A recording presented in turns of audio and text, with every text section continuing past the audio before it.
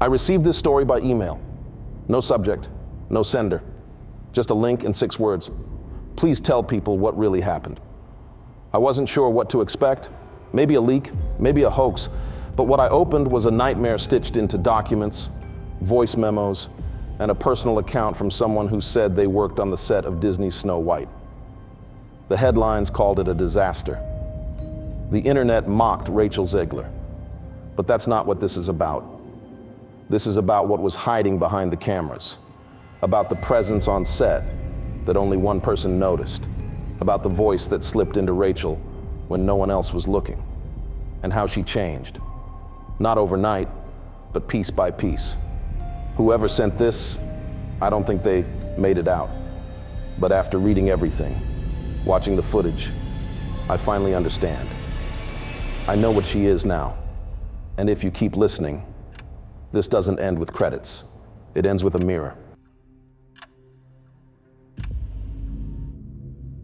I remember the first time I felt it, not saw, felt. We were 3 weeks into filming.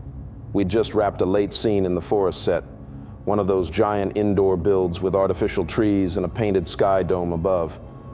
You'd swear it looked real, until the wind stopped moving and the silence got too thick. That night, Rachel stayed behind for reshoots. I was in Video Village reviewing playback. That's when I saw it. A single frame in the footage where the background just tore, like the pixels warped, almost melting. But only behind Rachel. Her face stayed clear, crystal sharp. But everything around her twisted, as if the air itself was rejecting her. I paused the frame. She was staring into the lens, but not at the camera, through it, at me. I chalked it up to corrupted footage, told the tech team to re-export. They looked confused, said the footage was clean, no glitch, nothing wrong, except I knew what I saw. The next day, I tried to joke about it with her during rehearsal. I said, "That stare you gave? Pretty intense." She turned, smiled, too wide, and said, "I wasn't acting." That's when the hair on my arm stood up.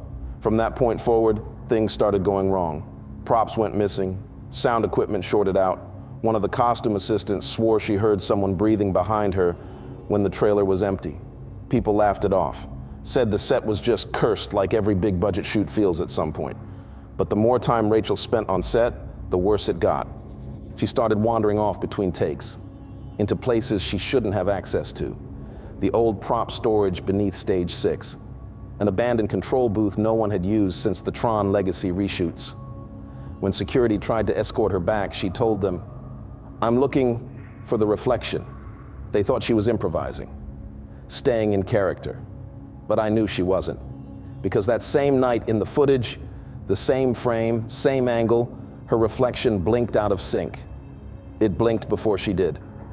I watched it a dozen times. At first I thought it was my eyes, then I thought maybe it was a lighting issue. But I zoomed in, frame by frame, and in one still shot, right before she turns to speak, her reflection is smiling, but she isn't, and no one else seemed to notice. Every time I tried to bring it up, I was met with blank stares, confusion. "You sure you're not just stressed?" they'd say. "Maybe take a day off?" But I knew better. This wasn't exhaustion. This wasn't stress. Something was using her, and whatever it was, it had just noticed me. I started avoiding eye contact with her. It sounds stupid, but after I saw that reflection grin, when she didn't, I couldn't look at her the same. There was something in her eyes now. Not just cold, hollow, like she was watching me from a very long tunnel. And sometimes, smiling from the other end. Production moved on like everything was normal. The cast laughed, crew reset lights, execs visited the set pretending we weren't burning millions per day. But all I could think about was what I saw, what I kept seeing. It wasn't just in the camera anymore. One morning I was in the catering tent, scrolling through notes, when Rachel sat down across from me, completely unannounced. No one else around, just her. And she says, calm as ever, "I used to be someone else, you know." I tried to laugh it off. "Method acting today?" But she didn't laugh. She leaned in, just a little. Close enough that I could see her pupils weren't right. They looked shallow, like someone had painted black circles onto glass. She whispered, "They used to wear me like skin." And then she walked off like nothing happened. I looked around. Not a single person had seen it. It was like that moment existed in a bubble, carved out of time. From that day forward, I started receiving texts from unknown numbers. Always the same phrase, "Stop watching her." I showed one to the assistant director. He laughed and said it was probably just a prank. But when I checked the call logs, nothing was there. No number, no sender ID. That night, I stayed late to review footage alone. I wanted proof, something to back up what I'd been experiencing. I loaded the most recent scene, Rachel walking through the woods set, talking to Gal Gadot. A pretty basic dialogue scene, nothing dramatic. Except halfway through, Rachel glances to the side, not part of the script, not part of the blocking. She's looking directly at the production booth, at my camera. Frame by frame, I watched her lips move. Just 3 syllables, too quiet to hear. "I see you." I recoiled so fast I knocked my laptop onto the floor. And then I heard it. Something subtle, faint, breathing from behind me. But I was alone in the booth. The door was locked. I spun around, heart thudding. No one there. Just the monitor still playing, paused on her face, still smiling.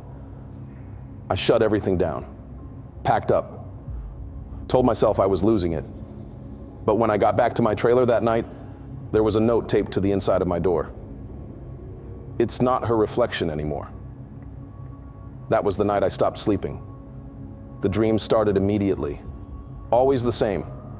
Rachel, standing in front of a massive antique mirror, her back to me. She turns slowly, her mouth moving, but no sound comes out. And every time I wake up, I feel a cold breath against my ear. This wasn't just a haunted set. She wasn't playing Snow White anymore. She was becoming something else, something that saw me. And now, I think it wants me to see it back. I left set early the next day, told them I wasn't feeling well. Truth was, I hadn't slept more than 2 hours in 3 nights. Every time I closed my eyes, I'd see her. Not Rachel, not anymore. The thing inside her. But even when I left, it didn't stop. That night, I was brushing my teeth when the power flickered in my apartment. Just a quick dimming. But in the half-light, I swear I saw someone standing behind me in the mirror. Not fully formed, just a shape, a suggestion. Female. Watching. When the lights came back, I was alone. But the toothbrush was on the floor. And I hadn't dropped it. I stopped using mirrors after that. Covered the one in the bathroom with a towel. Left the hallway one turned against the wall. But no matter what I did, I could still feel it. That cold spot on the back of my neck. The pressure, like I was always being watched. Then came the voice memos. It started with one on my phone I hadn't recorded. Titled, 7:19 a.m., her voice. I played it, nothing but static, and then faintly, something like a whisper under the noise. "Come see." That same day, Rachel didn't show up for blocking. Crew said she was in her trailer. Wouldn't come out. When someone finally coaxed her to set, she was wearing her Snow White costume, even though it wasn't needed that day. And she wouldn't speak to anyone. Just stared at me all day. It got to the point where I avoided being alone on set. I stayed surrounded by people, kept lights on at all times. But even then, little things started happening. My emails disappeared. My security badge failed. My name was scrubbed from the call sheet. It was like the production itself was trying to erase me. Then came the dream again. Rachel, the mirror. But this time, I wasn't behind her. I was inside it. She looked at me through the glass, but her face was wrong. The skin too pale, lips cracked and twitching like something inside her was learning how to smile. "You've seen me now," she said. I woke up to a loud bang. The mirror in my bedroom, the one I thought I had removed last year during renovations, was shattered across the floor. But here's the part that still makes my stomach twist.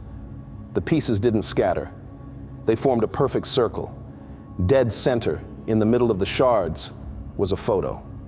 One I didn't put there. It was me, at Video Village, sitting in my chair. And behind me, peeking from the shadows, Rachel, in full costume, face white, eyes black. But I know she wasn't on set that day. I checked the logs, I checked the footage. She had called in sick. So who took the photo? And more importantly, what took her place? I couldn't stay away. That's the part that scared me the most. Every instinct told me to run, to get out of the production, to disappear and never look back. But something kept pulling me in, like gravity, like something had its hooks in me and was reeling me toward it, one quiet step at a time. That's when I started hearing about stage 6. It was always locked, always dark, no scenes scheduled there, just a dead sound stage we weren't supposed to use anymore. Some of the crew whispered about it, said it was haunted, cursed, all the usual Hollywood superstition. But one thing stood out. It used to be the set of the original Snow White ride. A dark ride Disney tried to recreate for the live-action version, but ultimately scrapped. Too unsettling, too off. The day I finally went in, it was because Rachel led me there, not directly. She didn't say a word, she just walked by my trailer after wrap, barefoot, dirty, dragging her fingers along the wall, and paused at the corner. Then she smiled at me. Not to me, at me, and whispered, "It's waiting." She kept walking. I didn't follow her right away. I sat frozen for almost 30 minutes, my skin crawling. But when I finally built up the courage, I found myself outside stage 6, the rusted lock hanging broken from the door. Inside was dust and silence.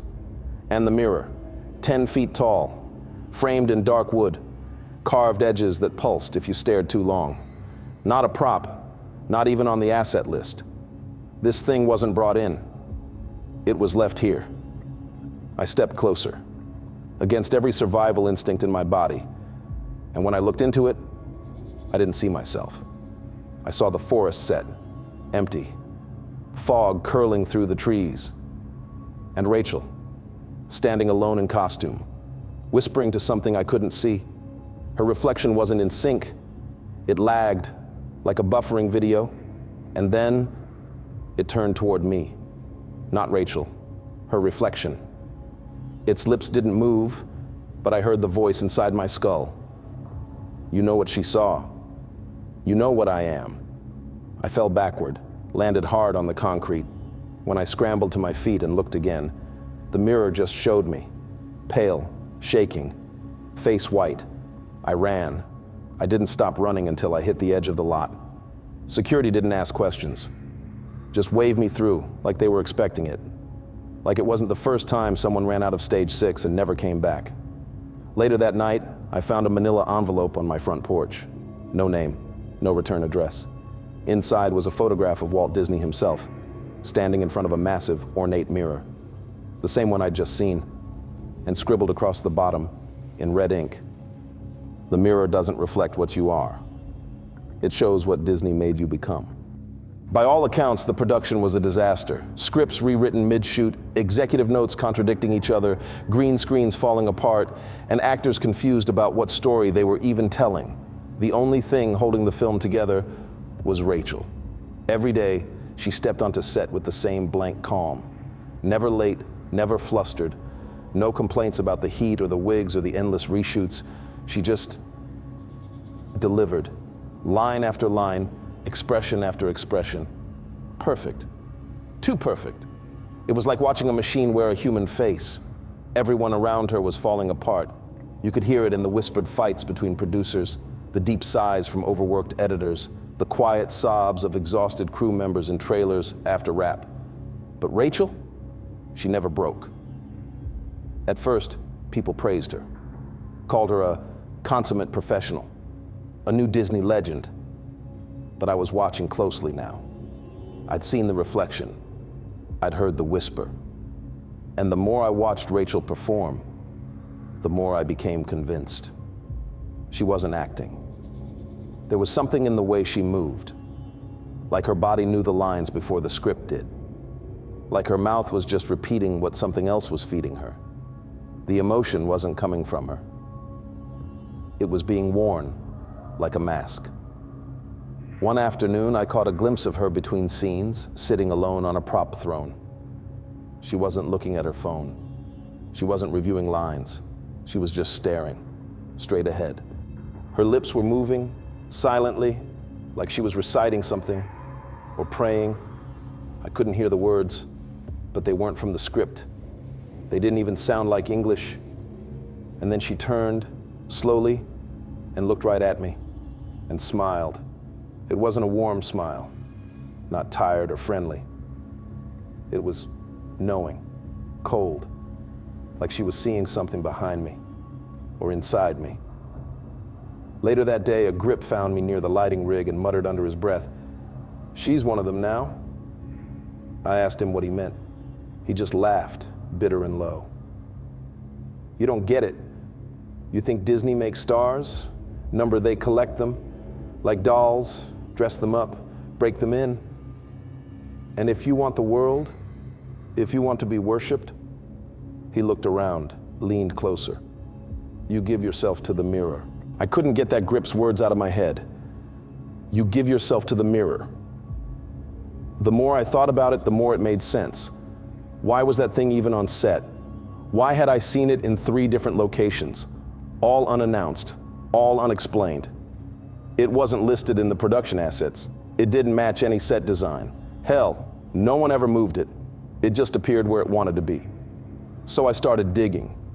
Late nights, burned out eyes, old message boards, crew gossip threads. I found rumors about it going back decades.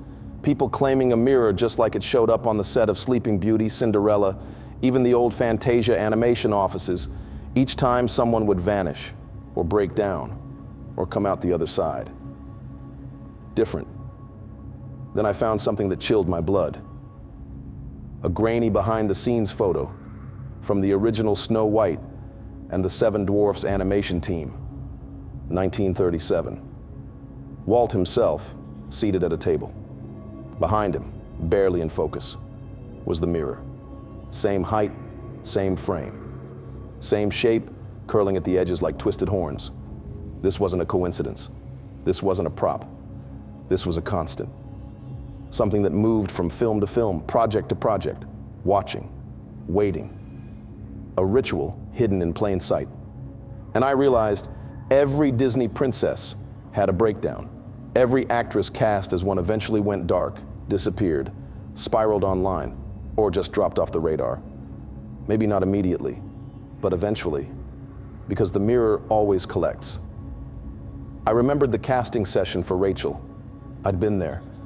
I remembered her confidence. Not arrogance, but certainty. Like she already knew she had the part, and maybe she did. Because maybe she'd already made the deal. There's no spell, no pentagram. Just a quiet moment, alone with the glass. You look into it. It shows you what you could be. Adored, envied, eternal. A legend, but you don't leave the same. Something follows you out. Something that wears your skin like a costume.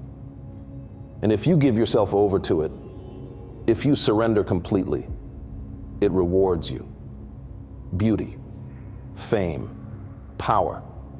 The kind that doesn't fade with time. The kind that lingers in faces, in merchandise, in theme park animatronics. It's not Disney making dreams come true. It's the thing behind the brand, the thing they keep feeding. And all it asks for is you, your voice, your image, your soul. Rachel wasn't the first, but she might be the one who gave herself entirely. No resistance, no hesitation, just a perfect performance, night after night. Because the girl we cast as Snow White was gone. I tried to convince myself I was wrong, that maybe all of this was stress, sleep deprivation, some unhinged Hollywood hallucination. I told myself Rachel was just committed to the role, just method, that the mirror was just a creepy antique prop. But then the post started. Not mine, hers. If you followed the story, you know what I mean. The strange Instagram captions. The interviews where she seemed completely detached, robotic, aggressive 1 second, then eerily calm the next. Fans started calling her unstable. Some blamed the pressure. Others accused her of being arrogant, out of touch. But I watched those clips with new eyes. I listened to them the way you'd listen to a hostage video. She wasn't unstable. She was not alone in there. Her smile didn't reach her eyes anymore. Her cadence was off, as if she was speaking on a delay. And the things she said, they didn't sound like someone defending themselves. They sounded like someone trying to drown out another voice in their head. I remember the interview where she looked directly into the camera and said, "I don't dream of being saved." The line wasn't in the question. No one asked anything close to it. It came out of nowhere. And the way she said it, like it had been whispered to her 1,000 times before. I froze the frame, studied her expression. I'd seen it before. In the mirror on stage 6. That same blank calm, the same subtle flicker behind the eyes, like something ancient was peeking out through a crack in the glass. It hit me then. She hadn't lost her mind. She'd lost her body. The spirit, the presence, it had fully taken root. Rachel was just the shell now, the princess mask. And whatever lived inside her, it was stretching, reaching, looking for another stage, another screen, another reflection to crawl through. Because the mirror wasn't just a tool, it was a doorway. And every like, every view, every comment echoing across social media was a prayer, an offering. We had summoned something, fed it, given it influence. And now, it was showing its face in interviews, TikToks, headlines, laughing behind her smile. I tried to reach out to her, texted, called, emailed. Nothing. Until one night I got a video message, just a few seconds long, no sound. Rachel staring at the screen, not blinking, eyes completely black. And behind her, in the shadows of her dressing room, the mirror, catching just a sliver of reflection. Me, standing behind her, except I wasn't there. I don't remember screaming. I just remember shutting off the phone, pulling the plug on every outlet in my house, and locking every door. But it doesn't matter, because when I close my eyes, I see it. When I speak about it, it listens. And when I ask who's next, I already know the answer. Mirror, mirror, watching us all.